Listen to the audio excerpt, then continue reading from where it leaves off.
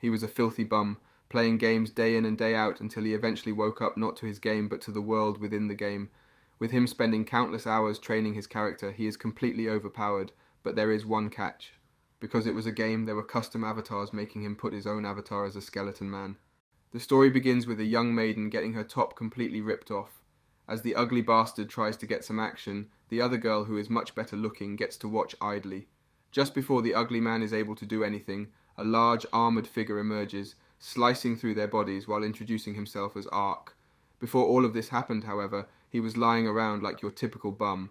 When he got up, he realised how big and muscular he was, so he got excited, being a small, scrawny man in his past. He then inspects his armour and learns it's an op set of armour. On top of this, he has tons of other gear, making any game nerd completely starstruck. He thinks this must be a dream, but thinks it's way too real to be a dream. As he walks around touching grass for the first time, he decides to try out some of his skills. With a single slice, trees get cut into bits, making him wonder if he has magical powers as well. When he uses a spell, he realizes he has every skill that he once had in the game arc. He tries to remember what happened, thinking back on when he was playing the game all night. He remembers all of the various classes he was playing, eventually realizing he has multiple unique classes. Now that he knows all of his abilities, he decides to go and look for some food.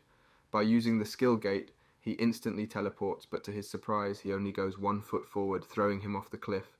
He explains because he hasn't been to any towns, his powers don't work just yet, making it impossible to fast travel. Although this is bad, he also has an ability to allow him to move short distances, making it as if he is teleporting still. After some time teleporting around, he starts dancing around like an idiot. This tires him, so he takes his hat off to wash up, but realizes he set his avatar as a skeleton man in the game. This makes him realize he needs to be discreet about his movements, putting the helmet back on. Upon arriving in town, he looks around, hoping to find something good to eat despite him being a skeleton man. While he takes a stroll through town, various people call him over, thinking he is one of the capital's strongest knights. Eventually, after loitering around town all day, he sees a bar and considers getting a drink. He remembers his skeleton body again, so he continues walking around until he is stopped by a delicious smell. He finds some tasty-looking meat, so he tries to buy it, but realizes he is a broke bum. Because of this, he decides to wander town some more, eventually finding some girl arguing with a thug. The thug tells her that he did his job correctly, revealing he scammed the girl. As the girl walks by Ark, he notices her ears, revealing she is an elf. With this girl being the baddest he has ever seen, he tries to stalk her, but ends up arriving at the mercenary guild. He decides to try and register himself, drawing all of the attention of the adventurers as he walks in. He then asks the clerk if he can take any quest on the board, hoping to make a name for himself. The clerk then tells him that he is obviously a royal knight, so he doesn't need to take quests. Before we continue, let's take a moment to answer the question of the day. How would you feel if you reincarnated as an undead? Comment down below for a chance to be shouted out in the next video. Now back to the recap. Ark insists, however, so the man tells him he can get an adventurer's card if he brings a monster he has slain to show his strength. With this in mind, he exits the guild, hoping to bring back something powerful to become a high-ranked adventurer. With this being in mind, he walks around the forest, looking for strong monsters, but is only able to find low-level boars. As he continues searching for a strong monster, an orc suddenly appears, exciting him to have a real battle. He thinks it will be strong, but with a single strike he cuts the orc in half, making him disappointed. Now with all of these monsters, he heads back, still wanting to eat that meat he saw earlier. While walking back, he finds some people getting taken down by bandits. Along with this are the 2 girls from earlier, about to get taken advantage of. He watches idly, wondering if he should save the girls or not, him not knowing the situation. Finally, after letting the girl get completely demoralized, he decides to rush in to save her with hopes that he will gain more merit. At first he was scared to fight the bandits, being unsure whether he could take them, but when they took it too far, he knew he had to act. Like usual, with a single strike, he takes all of the bandits out, showing them who the boss is. Following his initial strike, the rest of the bandits attempted to run away, but were no match for Ark. By using an attack too good for the bandits, they get completely obliterated. After this happens, he goes to flirt with the girls, hoping his actions will help him get some play. They thank him for his help and question his current position, wondering if he is a royal knight. He dodges the question, telling them they need to get dressed first. With this, he goes to loot the bandits, leaving the two girls to fend for themselves. He then burns all of the bandits, making him wonder why he doesn't feel guilty about killing them at all. As he cleans things up, he makes sure to sneak in a couple of peeks at the girls as well. Once he finishes this, he loots the bandits, hoping to make some money. Finally, after a bit of time, the girls re-emerge with completely healed clothing, making you wonder where they even got it from. Ark then asks what their plans are, to which they inform him they are heading back to the blonde girl's house.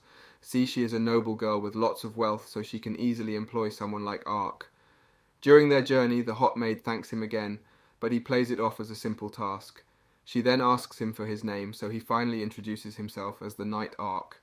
Then finally, after a long day of travelling, he heads back to the guild to present various goods for the clerk to register him as a guild member. After he does, he inspects the goods and presents him a guild license. Ark finally decides to get that meat he saw earlier. Sadly, they are sold out for the day, so he settles with the best food a nearby inn has to offer. With him being a skeleton man, he hides in his room while eating, not questioning how he is even able to eat food. He then inspects the runestone he acquired from the orc he killed, wondering if he can power up further with it. In another side of the world, we watch as a girl sleeps tightly until her mom leaves for a sneaky link. She wakes up the next day not asking any questions, knowing her sister is yet to know what a sneaky link is. Ark, on the other hand, does his usual, walking around aimlessly. While walking, he stumbles upon a town and is easily able to enter with his low-level guild card. With kids running around and old geezers farming, he thinks this is a nice village. He then bangs on someone's door, hoping to steal some food from them. With his mighty appearance, when a small girl opens the door, she gets frightened. Ark asks if she is Marka, revealing he wasn't just loitering around, but rather he has a job from the guild. He explains that he has accepted the job she put in, telling her he is her escort. When he first picked this job, the clerk questioned his authenticity, wondering why someone strong like him would take a low-level quest. Regardless, he accepted the quest, leading us back to the present. Marka presents him some tea and explains the details of the quest. With her going to pick some shrooms from a nearby forest, she wants protection in case anybody tries to rob her. He tells the stupid child he already knows this, so they start venturing out into the forest. As they walk, Ark asks her where her mum is, to which she explains she is out on a one-night stand. With her father dying a year ago, she has no option but to sell her body in exchange for some extra change. She tells him that although her mum is working hard, she wants to help her out as well, thus hiring someone to protect her pick some shrooms. This makes Ark cringe, so he tells her to hurry it up. They then enter an open field where Marka tells him although these aren't what she's looking for, they are still pretty rare herbs.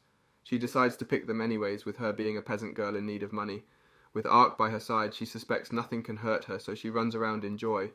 As she does this, something begins moving around in the bushes, so Ark decides to inspect it. To his surprise, it's some dumb-looking dog thing, so he decides to put his hand out for it to hold on to. It bites it without hesitation, but this only helps Ark in the process, giving him the opening to heal its wound. Once he does this, Marka praises him, calling him a priest knight. Now with the monster all healed up, Ark tells it to buzz off, but it shows no interest in leaving. Marka assumes it wants to be his pet, so he decides to accept it, naming it Ponta.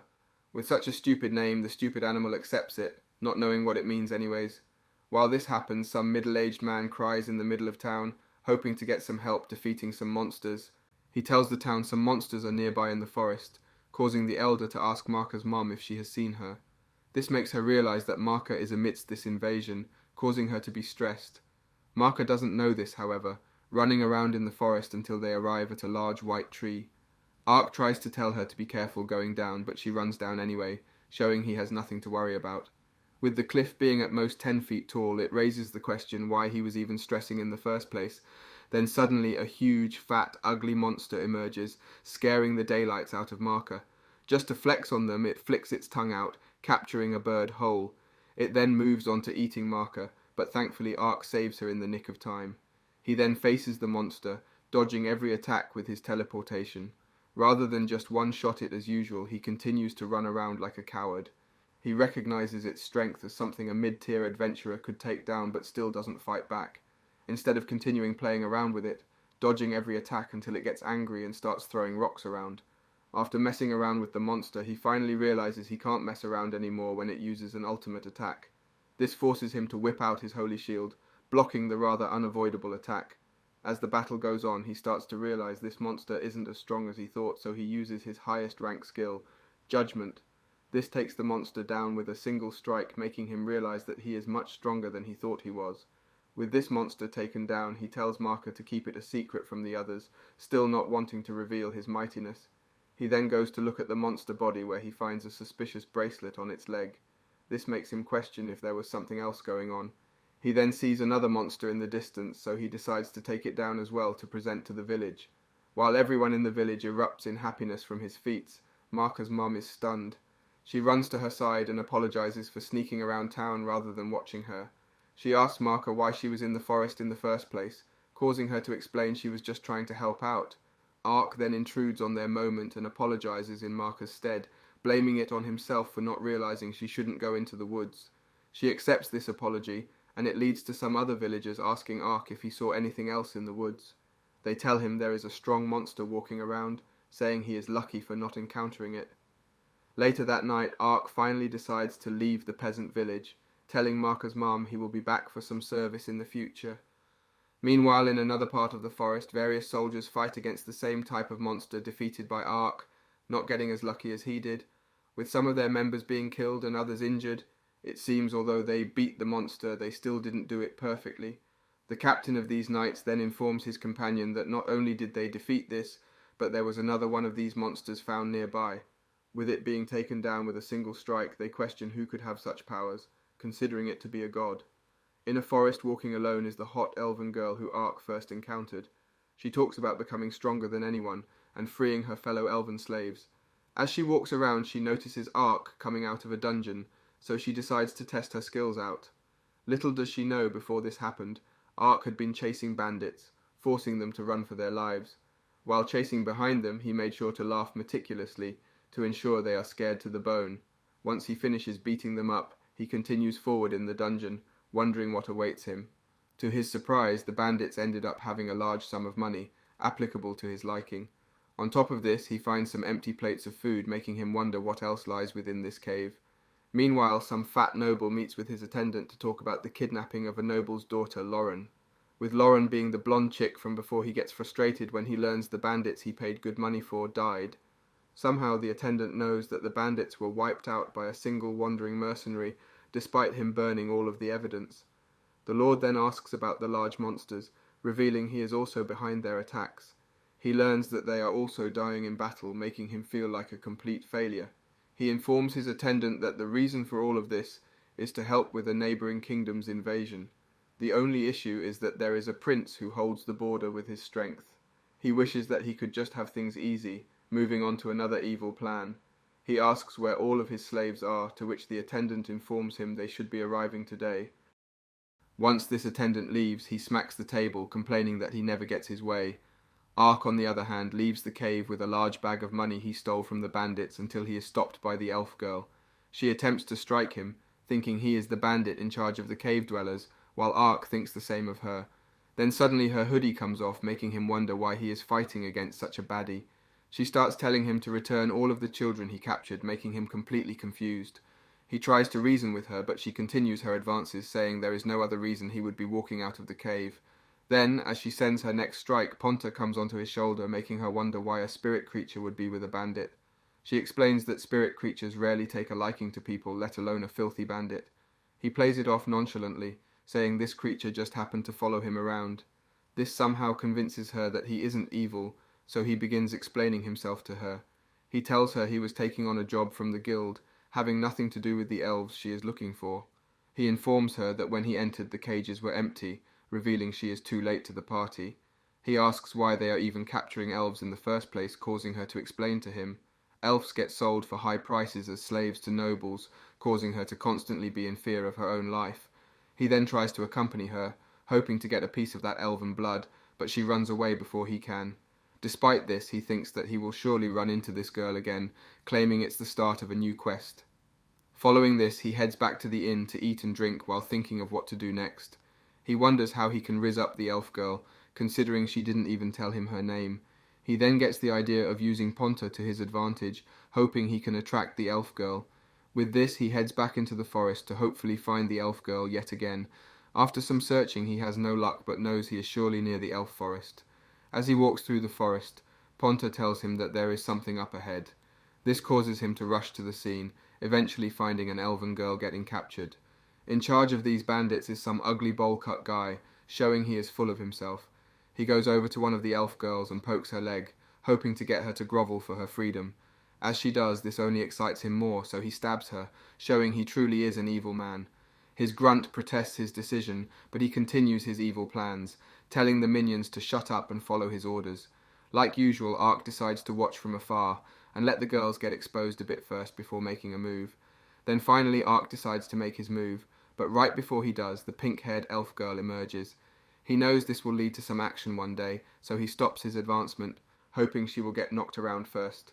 The bandit thugs then move in on the elf girl, thinking she will be an easy target. To their surprise, however, she moves as fast as the wind, slicing through their bodies with ease. Upon seeing this, the bandits call her an elven warrior, telling his boss not to harm them. As she continues to take down the bandits, the leader eventually gets an idea on how to win, even if he can't fight. He points a blade at the elven girls and reveals he plans on using them as shields. This forces her to stand down, knowing if she makes a move, the elf girls will be in danger. With this, the rest of the bandits approach her, hoping to examine her goods. They start stripping her down, but are eventually put to a halt when Ark decides to step in. He teleports behind the bandit leader and punches him into the horizon. With this guy down, the elf girl starts fighting back, telling the bandits they made a big mistake going against her. As you can guess, they take down all the bandits, leaving just Ark and a bunch of elf girls. This time, after gaining some merit, he introduces himself to the girls, hoping they will look upon him fondly. Then as they take the girls out, the elf warrior finds collars on the girls, blocking their mana. She wonders what she can do, but Ark decides to just do it himself. With a couple of spells, he breaks the collars free, and then heals the wounds on the elf girls. With all of this magic and physical strength, they wonder who this powerful warrior really is. Ark then begins playing with the elf girls, hoping to be friends with them when they grow up. The elven warrior then sends a bird to go relay the information that she freed the slaves. This fascinates him, wondering how she can simply talk to a bird and have it relay a message. After some time, some hooded figures emerge, causing Ark to say his goodbyes. Before he leaves, he tells them if they are ever in danger, then he will magically appear and save them. This leaves just Ark and the elven girl to talk amongst each other. She asks him how he is not only able to break curses and heal, but also use legendary grade teleportation magic. Ark introduces himself as a simple wandering warrior, causing her to introduce herself finally as Ariane. Once they introduce themselves, Ariane's bird comes back, informing her that they have found the bandits' hideout. It tells her that she is needed back at the elf village to fight, thus causing her to see if could employ Ark for help. Ariane explains to Ark that although she is employing him, she has never trusted anyone before, so she might freak out on him. He then asks who her companions are, to which she explains they may look down upon him. She tells him although they may treat him badly, she will want his help, seeing how he helped elf girls time and time again. After seeing her big personality, he decides to accept her request, joining her as a mercenary. He then teleports her with him to a closer location to the elven forest, showing he is capable of more than just close-range teleportation. She is left speechless again, but goes along with it, knowing this probably isn't the only thing Ark is hiding. After some travelling, they eventually arrive at a new town where she plans on meeting with one of her companions. Ark assumes with Ariance being beautiful, her friend is surely to be hot. Sadly, however, a serious-looking elf man making him a bit disappointed. He introduces himself as Danka, a close companion to Ariane. Ariane then leaves alongside Danka, hoping to get to a better meeting place. They order beer and food, hoping to see Ark's face, but he refuses to take his helmet off. Ariane then introduces Danka again, this time mentioning his last name, it being the same as Ariane. This makes him wonder if they are siblings, but she explains everyone shares the same last name in her village. Danka then interrupts them, urging them to get back on topic. He starts talking about the delicacy before him, the meat skewer showing although he looks serious, he is just another goofball. After he finishes his food, Ariane explains that although Ark looks weird, he is capable of using many different types of magic, already showing his strength to her. This gains his trust a tad bit, so he begins to talk more about the mission. With the elf girls being held captive in a mansion within the middle of town, he plans on raiding when nightfall hits. With this being said, Ark decides to go spend some of his money, informing them he has some errands to run. Following these events, it hits nightfall, and Ark finally begins his mission to save the elves. While they plan their attack, there is a masked girl overlooking them, making sure to keep her presence hidden. Ark then decides to teleport the group directly into the mansion, showing he is the ultimate stealth master. So they try to fit inside of the small window. With such a large bum, however, it proves difficult, giving the men a bit of a show. They then venture further into the mansion. After some time, they find various people with their throats cut, showing someone might have beaten them to it. Because of this, they start exploring more of the mansion, hoping they aren't too late. It takes some time, but Ark eventually arrives at a locked door, making him suspect this is the correct entry place. Once he enters, however, he finds a similar scene, seeing various people taken out already. As he looks around, he suddenly gets attacked by a ninja girl.